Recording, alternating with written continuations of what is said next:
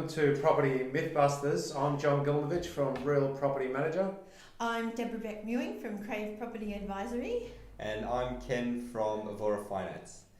So we're here to bust myths around the property investing space, and in the next 10 minutes we'll be discussing discussing the myth. There's enough information in contracts of sale to make good buying decisions.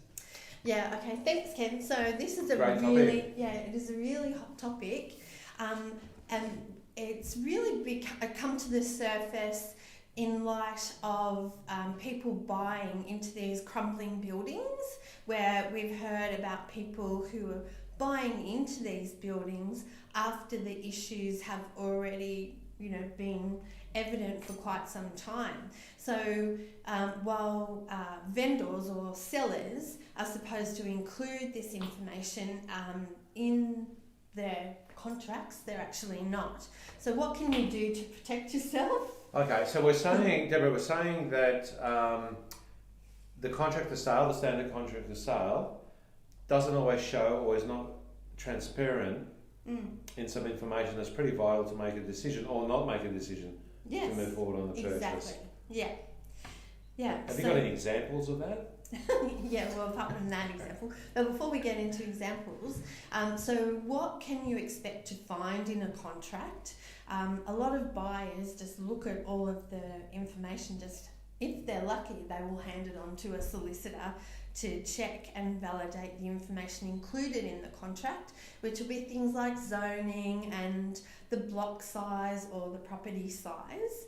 And they should be looking for things like caveats, which is how you use the property. Like it might say you can't put a fence out in front of your property, or a covenant, which means, actually I might have those two mixed up, but anyway, we'll talk about the ownership. The two C's, caveats and covenants. Yes, but there's a lot more information that you really need to get.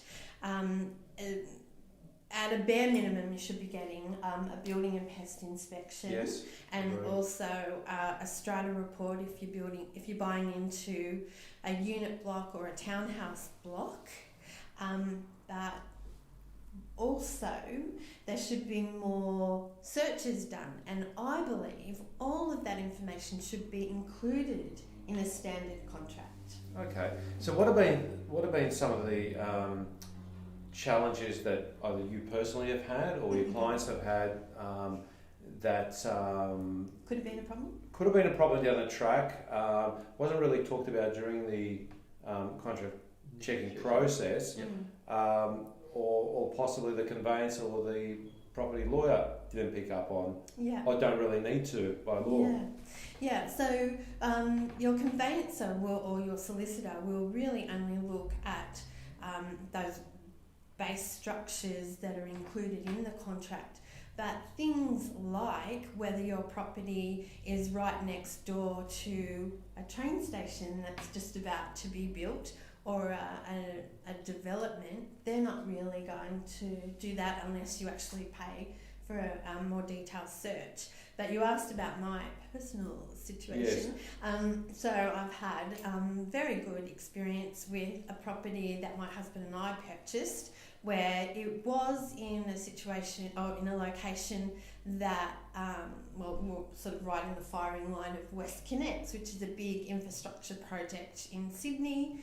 And in the contract it did actually say that there might be potential for our property to be acquired or required for that the extension For the purpose of infrastructure. To build the M4. So potentially you could be buying a property, let's say it's a cottage house in the residential, nice quiet area, where all of a sudden, or at the time of your purchase, there is actually a DA out to either compulsory acquire that property, or in fact meters or across the road, there could be a DA out for a development or an infrastructure project.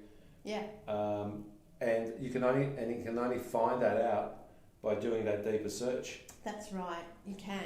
And it can really impact the value of the property, your enjoyment of the property, the future financial viability of the property. So you really need to look much You closer. really turn your life upside down. Literally. Literally. 6 metres. 6 metres under, we heard as buying well. the That's incredible. Roselle interchange, yes, with the tunnel being only 6 metres away from the property. Not everywhere, but in some parts. In some parts, the ones that have been lobbying hard out there. Yeah, of course they are. And so what about you? You've got so from a rental point of view, there's a good example as well of these hidden things that don't come up in the contracts. One of my clients purchased an off-the-plan apartment here in Sydney, and that all went fine and the property settled, and then there was a handover. And in the handover you usually get the warranty manuals, the instruction kit about the building, tips and ideas on how to take care of the property, etc. And one of the surprise things that came up was a thing called embedded energy. Embedded or embedded? Embedded. Or embedded. Something. Sounds more scarier. So embedded energy is actually a thing, and what embedded energy is that the original developer has done a contract with an energy supply company and possibly a telco as well, whereby they've locked in contracts for the supply of energy to the property. Now we're talking potentially gas, electricity, NBN contracts and telco contracts. So 5 to 6 utilities inside a property that basically you cannot vary or you can't compare that energy company versus another.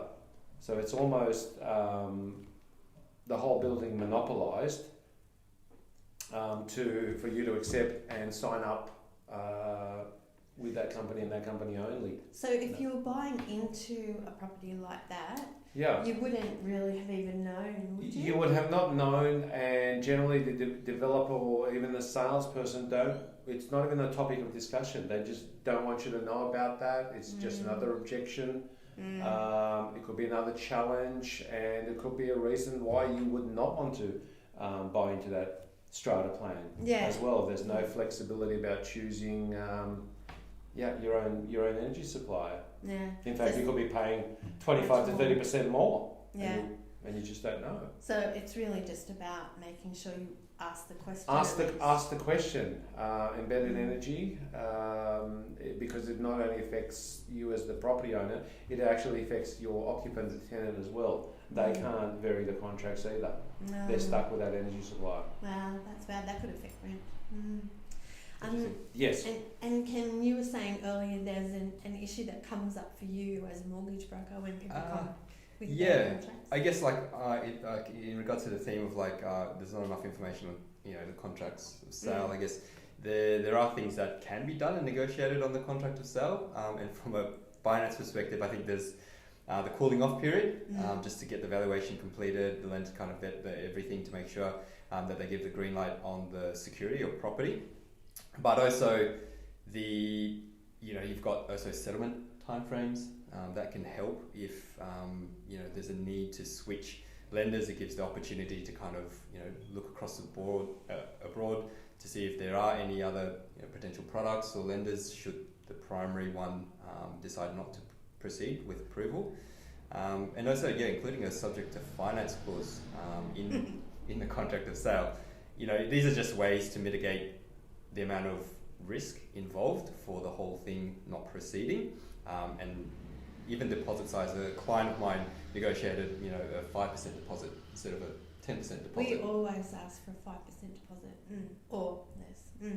So I guess sometimes not taking the terms at face value and having a conversation and negotiating not just on the price, because the price can move. I think everyone's kind of well aware of that one, but there are other terms that can be negotiated, which helps from a finance perspective to get more time, improve the odds of getting an approval, things like that. Okay.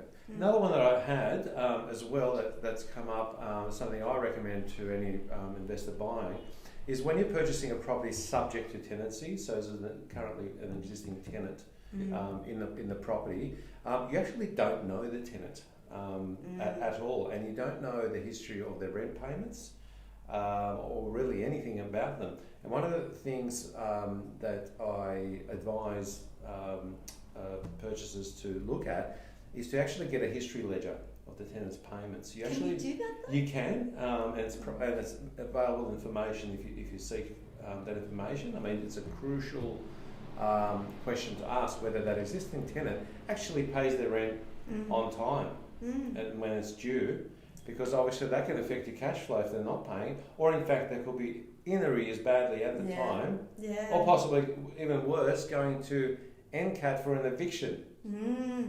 That is really interesting, because I didn't think you could access that information until you had purchased it. You can, and you can ask for it. Right. And you can make it subject to the actual contract as well. That's interesting. Yeah, just say, look, I'd like to see that the tenant is squeaky clean on the rental payments. I just cannot afford a tenant that's constantly in the arrears, or I'm going to be chasing rent for. It'll make me feel much more comfortable to actually see that this tenant pays on time. Yeah, because we always get a statement about the rent, which we have to provide along with the contract of sale to the finance guys. Yep. But so maybe food for thought. Yes. So, all right. Well, that's great. I mean, we touched on some vital points there. I'm sure there's many more, and of course we always seek your feedback on any of our sessions that we do. If you do have any further questions around any of our Mythbuster topics, please reach out to us on our Facebook page, Mythbusters. Yep. Property Mythbusters, or find us directly through our websites and our YouTube channel. And our Property Mythbusters YouTube channel, which you might be watching us on right now. Here's hoping. Great. Well, good to have you again. It's over and out from us for now, until we see you in about a fortnight's time. And take care. Okay. Right. Thank you. Bye. Thanks. Bye.